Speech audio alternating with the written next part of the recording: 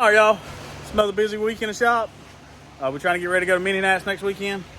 Got the truck inside under the car cover. Chandler came over last night, buffed it, ceramic coated it for me. I got one wheel polished last night. I got to do the other three. But today is Friday. We're not leaving until next Thursday, so I've got, like 6 days to get that done. Trying to give the dually a little makeover before we leave. And one of the projects that I've already done a bunch, and I'm going to show those to you in another video, but this is just a video in itself. I've had some train horns for a long time. They come off my last Chevrolet dually, which was 2006. And when I got rid of it, I pulled all the train horns and stuff off. Let me turn this around. All right, so what I got here is 2 sets of triple horns. And I had some Vair 444s. Those were originally supposed to go on my S10, but I ended up putting 485s on it. Both of those work great. I wanted the 485s because they're a lot faster. This is the tank that was actually on my 06 dually. If I mount it like what my tape measure, what I'm figuring out over there, that's going to hang down below the hitch, and I don't like that. So I've got this skinnier 5-gallon tank here. What I'm going to do with it is use it instead of that one and take all these fittings out, just get new fittings. The compressors, I'm going to wire them up on a 200 psi pressure switch, let them eat. And what I want to do on the truck is make a plate that bolts under where the spare tire went.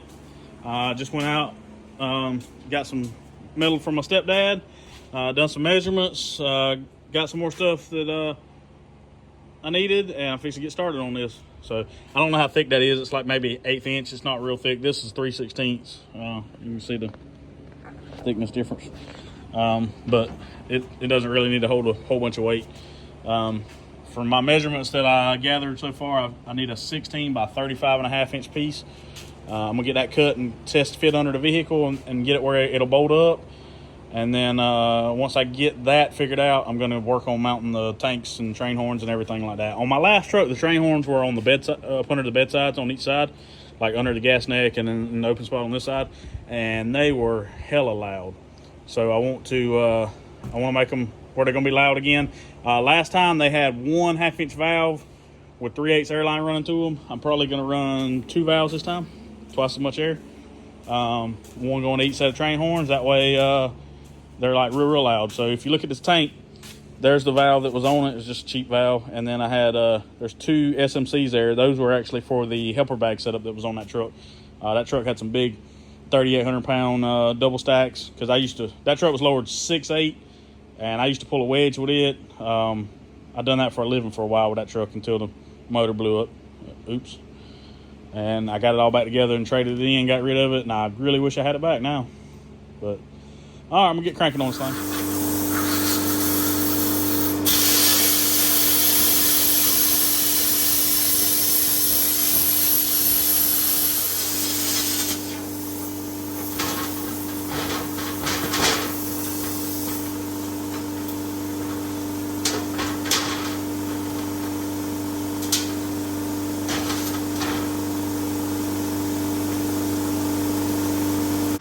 All right, so I got my plate cut. Just took the cut off wheel and the grinding rock and knocked some of the rust off of it.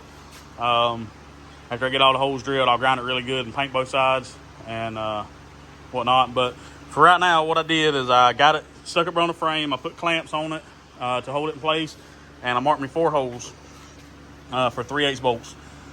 These actually go through the cross member, the main cross member under the back of the frame that your spare tire mount would go to. So this metal's thick enough that I don't have to worry about it flexing, because I didn't put the bolts way out here at the side.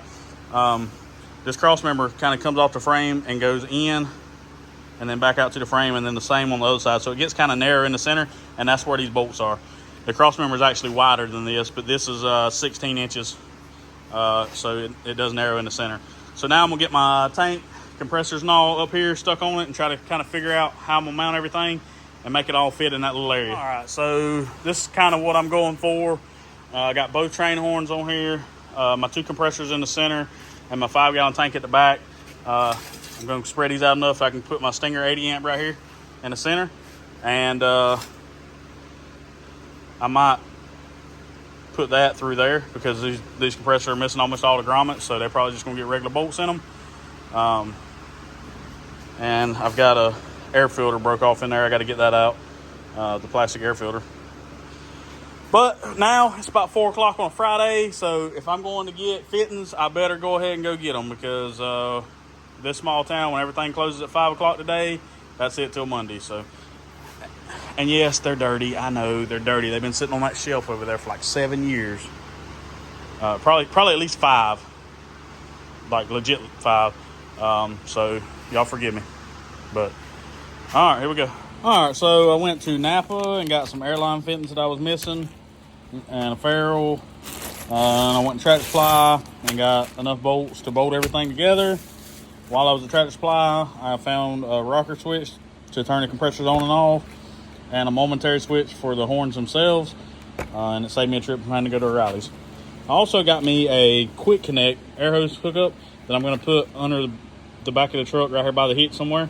I hadn't figured out where yet, but I will. That way I can click that up under there, and then I can hook an air hose to it and air a tire up or whatever, because I do a lot of towing with this truck. I'm forever picking up vehicles. Like I picked that truck up yesterday with it, and every tire on it was flat, and if I would have had an air hose hook up, I could have aired them guys up. So all right, well, once I get everything mounted, figured out where I'm gonna mount it, there was a bracket welded to this one. I gotta cut it off. Once I get everything figured out and drilled holes and get everything mounted, I'll show you. So got everything mocked up. Got both sets train horns. I got both compressors. Got my Stinger 80 amp in there, my 5-gallon tank, and got everything drilled. I don't know what I was thinking. I already tightened the bolts on the air tank, but I got to take all this loose. I got to drill 2 more holes right here. I couldn't get in there without taking the air tank out. These compressors were missing the rubber bushings already, so I just got a little bit bigger bolt. That's a 1/4-inch bolt. Put in there, tighten the piss out of them. They'll be all right. And then I got to put some more fittings in the compressor. In the tank. I got the compressors plumbed in, and then I'm going to run 2 1/2-inch valves off the side of the tank, one going to each set of train horns. That way they got plenty of airflow. Unfortunately, I got to run 3/8 airline to them because nobody had a fitting to go from that to 1/2-inch in town. So do what I can do. But I've also got the extra fitting here. I'm going to run the air hose out of it, loop it back some way where it doesn't get messed up, and run it to that quick connect. I hadn't figured out where I'm going to mount it yet, but we're getting there. A little bit of black spray paint. Looks terrible, but at least I won't rust. I painted the other side earlier before I ever started drilling holes, and then let it dry while I went to town, and then flipped it over and done everything on this side. So, all right, so took it all back apart, got the board spray painted black, put it all back together and assembled. Got the train horns mounted up, compressors are mounted. There's a relay there. Behind that relay is a ground stud where everything's grounded. I've got the both compressors grounded there, the relay's grounded there, and the ground for the valves. I got a 2-wire speaker wire here. The black wire is the power wire for the valve, so when it runs into the cab, it'll be wired into the momentary switch. The red wire here is the power wire for the relay. So me and Dan's about to hang this thing under here. I got 4 bolts that hold it in, and once we get that in, I've got to run these 2 wires inside, and then the power wire from the battery has got to hook to the other side of the relay, and that's it. Everything else is wired and plumbed on the whatever you want to call it, plate there. All right, let's get in there and get dirty. Got like his headlight. Dun, dun, dun. So we put this thing under the truck, and I had the valves mounted off the end of the tank, and them and the exhaust was trying to occupy the same spot, so that didn't work. So we moved them to right here, and there's no mounts with these valves. There was some old junk I had laying around, so we took some hose clamps, run a sheet metal screw through the hose clamp into the metal, tighten hose clamp around, voila. What is it they say? That ain't going nowhere. All right, we're gonna try it again. Hopefully this time we got it. All right, so compressors is working. We hadn't tried them yet because it's about midnight and I don't want to wake everybody up. but I also want to show y'all this quick connect that we put in here. So I'm gonna put a 50-foot air hose in the toolbox. Got a quick connect there where you can lay down on the ground, hook the air hose up, and air tires up if you need to. The trumpet's chest are hanging out from under the hitch. They're higher than this part of the hitch, but we're gonna try it. Maybe we don't tear them off. So I'll give y'all a sound demo tomorrow.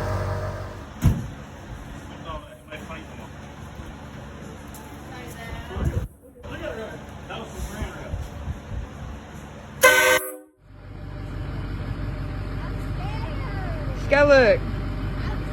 Go look at it. I fucking jumped.